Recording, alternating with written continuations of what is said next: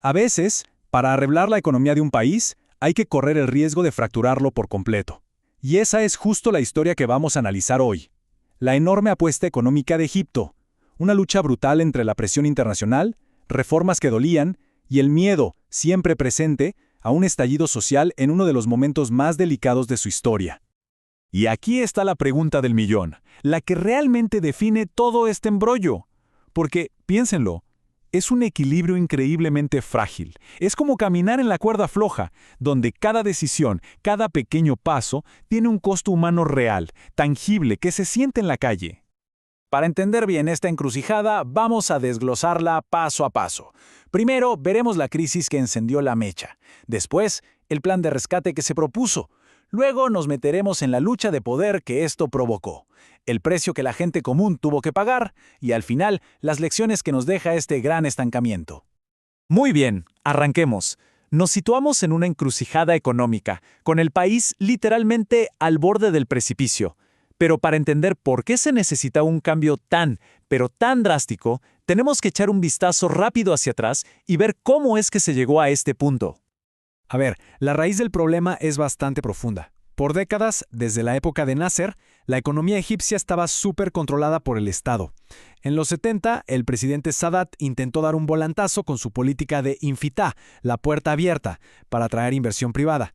El tema es que la idea sonaba bien, pero la ejecución fue un desastre. Fue una apertura muy tímida y mal manejada. Así que para finales de los 80, el motor de la economía simplemente se había apagado. Y miren este dato para entender la magnitud del colapso. Imaginen esto, pasar de crecer a un ritmo promedio del 7.5% a solo el 1%. O sea, esto no es una desaceleración, es una caída en picada. La economía estaba totalmente paralizada. Era obvio que se necesitaba una medida desesperada, y rápido. Y este fue el número que hizo sonar todas las alarmas. Un déficit de $7.500 millones. Puesto en palabras sencillas, el país estaba gastando muchísimo más de lo que generaba. Una situación que simplemente no se podía sostener más. Era el momento de tocar la puerta de los prestamistas internacionales. Y claro, la ayuda llegó. Pero no llegó sola. Venía con una receta muy específica bajo el brazo. El Fondo Monetario Internacional y el Banco Mundial aparecieron con un paquete de reformas pensado para, en teoría, estabilizar y reestructurar la economía por completo. Y se repartieron el trabajo de una forma muy clara. Por un lado, el FMI se enfocó en lo macro, estabilizar la moneda, controlar el déficit, arreglar los números grandes, digamos. Por otro lado, el Banco Mundial se metió en las tuberías de la economía, o sea, a cambiar las reglas del juego, liberalizar precios y, el punto más polémico, decidir qué hacer con las enormes empresas estatales. Esta era, en esencia, la píldora amarga que Egipto tenía que tragarse. Significaba abrir mercados que habían estado protegidos por años, vender empresas del Estado que daban trabajo a millones de personas, y reformar de arriba a abajo todo el sistema financiero. Sobre el papel, todo esto iba a crear una economía más moderna y competitiva. En la vida real, era una bomba de tiempo política. Y aquí es donde la cosa se pone realmente interesante y tensa, porque una cosa es tener un plan perfecto en un documento y otra muy distinta es la cruda realidad política de intentar llevarlo a cabo. El gobierno egipcio estaba, literalmente, entre la espada y la pared. Si avanzaban muy rápido con las reformas, se arriesgaban a despidos masivos, protestas violentas, algo como los disturbios del PAN que ya habían vivido en el 77. Pero si no hacían nada, se quedaban sin el salvavidas financiero internacional. ¿Cuál fue su estrategia? Un proceso lentísimo, lleno de dudas, un ahora sí, ahora no, que terminó frustrando a todo el mundo. Y esta cita del ministro Atif Ebeid lo dice todo, ¿no? Es brillante. Ellos sentían que los asesores internacionales les daban un mapa y les decían, vayan por ahí. Pero los que tenían que manejar el coche por ese camino lleno de baches y peligros eran ellos. Y si chocaban, las consecuencias las pagaría el pueblo egipcio, no los economistas en sus oficinas de Washington. Pero ojo, no todo fue un desastre. Hubo algunos casos de éxito que mostraban lo que era posible. El caso de la embotelladora de Pepsi es el ejemplo de manual. Después de privatizarse, la empresa no solo no despidió a nadie, sino que casi duplicó su personal. Además, eliminó una burocracia gerencial enorme y aumentó su producción un 42%. Era la prueba de que el modelo, en las condiciones adecuadas, podía funcionar. Pero aquí viene el golpe de realidad.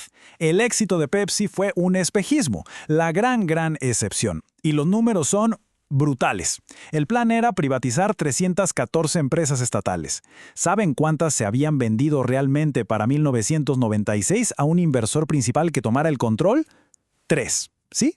3 de 314. El plan y la realidad no podían estar más desconectados. El miedo político había puesto el freno de mano a todo el proceso.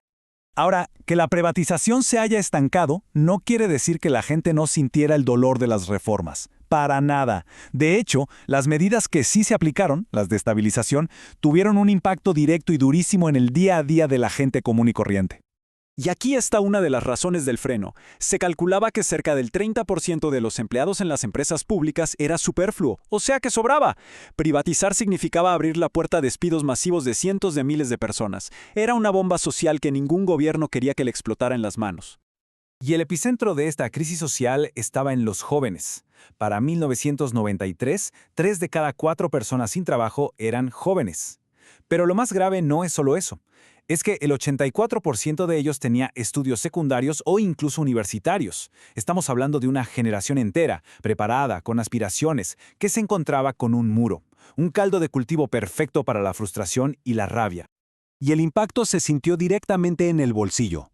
De un día para otro, en mayo del 91, como parte de la quita de subsidios, los precios de cosas básicas se fueron a las nubes. El queroseno se duplicó, el doble, y el gas butano, el que se usa para cocinar en millones de hogares, aumentó casi un 70%. Esto ya no es teoría económica, esto es el costo real de la comida y de poder calentarse. Y cuando el Estado se retira, alguien más ocupa ese espacio. Siempre pasa.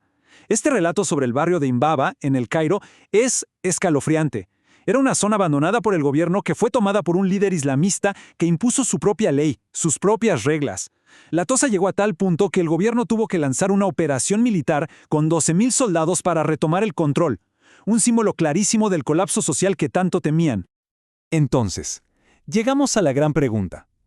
¿Por qué un programa tan ambicioso, con tanto apoyo internacional, terminó básicamente en punto muerto? Vamos a analizar las conclusiones clave de todo esto. Bien, ¿qué fue lo que falló? Pues fue como una tormenta perfecta. Primero, y esto es muy irónico, la propia ayuda internacional le quitaba presión al gobierno para hacer los cambios más difíciles. Segundo, se subestimó por completo la política. Es mucho más fácil cambiar una tasa de interés en una oficina que privatizar una fábrica que es el corazón económico de todo un pueblo.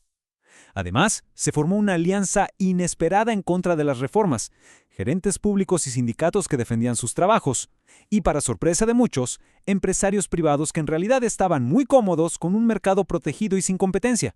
Sin un líder fuerte que defendiera la reforma capa y espada, el plan estaba destinado a fracasar.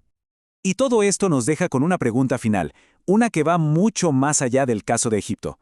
Ante un cambio que es doloroso, pero necesario, ¿ir despacio es ser prudente o es simplemente prolongar el fracaso?